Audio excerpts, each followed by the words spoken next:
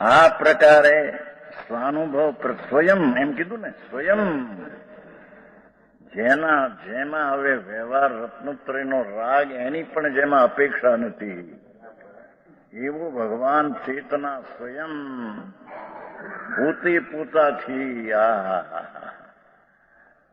સ્વાનુભવ પ્રત્યક્ષપણે સ્વયં આસ્વાદો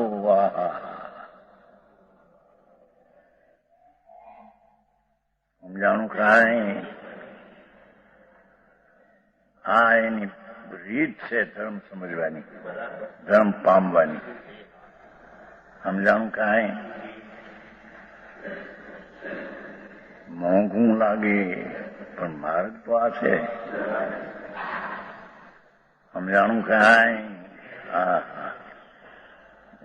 શેરો કરે તો એની આવું કે એની માં છોડીને શીખવે એમ શીખવે કે પેલો ઘીમાં લોટ શેકવો અને પછી ગોળના હકના પાણી નાખવા તો શેરો થાય.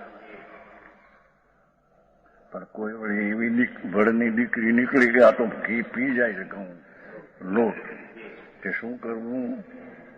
પેલા ગોળનું પાણી પછી નાખવું છે ને, તો પેલા ગોળના પાણી હાકરના પાણીમાં લોટ શેકો અને પછી નાખો ઘી. પોટીસે નહીં થાય, તને ખબર નથી. શેરા તો ક્યાંથી થતા હતા? એની વિધિ ને રીત છે એની તો તને ખબર ન મળે.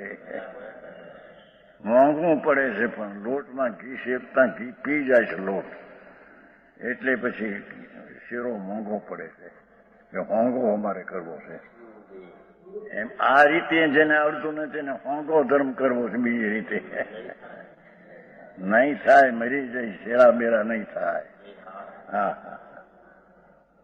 સમજાણું કાંઈ પોટીસ નથી થતી આ ગુમડા ઉપર. પોટીસ નહીં, પોટીસમાં ઘી બાયું સાંભળેલું હોય, આપણે ક્યાં કર્યું છે કઈ નથી. આપણે સાંભળ લોકો બાયું કે એવો પોટીસ કરે જાતું વળતું ઘી નાખ જેમ કે, જાતું વળતું ઘી નાખ જેમ કે. એનો અર્થ શું કે જાતું વળતું એટલે ઘી બહુ પડે પણ નહીં અને થોડું પડ્યા વિના રહે પણ નહીં. એનામ જાતું વળતું બોલે બાયું સાંભળે કે આપણે કઈ એવા ગુમરાય થયા નથી ને એવા પોટીસ. એમ જેને ભાન નથી કે આત્મા આંતર ચેતના સ્વરૂપથી અનુભવ થઈ શકે, એ બીજી રીતે જો હેલું કરવા જાય કે આ દયા દાન ને વ્રત ને ભક્તિથી મળે અમને હેલું નહીં થાય. રખડી મરી ચાર ગતિમાં, એ શેરા નહીં થાય તારા. આવી વાતું છે.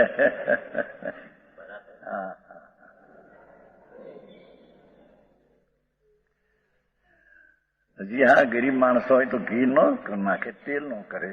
કોળી નો હોય સાધારણ માણસ તેલ નો શેરો કરે, તેલ પણ કઈ પાણીમાં શેરા થતા છે. અને પેલો લોટ ને પાણીમાં હાકરનું પાણીમાં શેકીને પછી ઘી નાખાય શેરા થતા છે. એમ ભગવાન આત્મા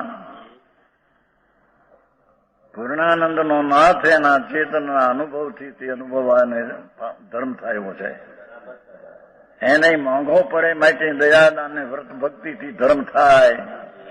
એમ કરવા જાય તારું બધું જશે, તારો અવતાર જશે ભાઈ. સમજાણું કાંઈ તથાપિ કહાનવાણીના અંકાયે મૂલ્યના કદી. તથાપિ માતવાણીના અંકાયે મૂલ્યના કદી. પરમ કૃપાળુ પૂજ્ય સદગુરુ દેવનો જયો. પ્રસામૂર્તિ પૂજ્ય ભગવતી માતનો જયો. જીનવાણી માતનો જયો. પરમિત્રા દિગંબર જૈન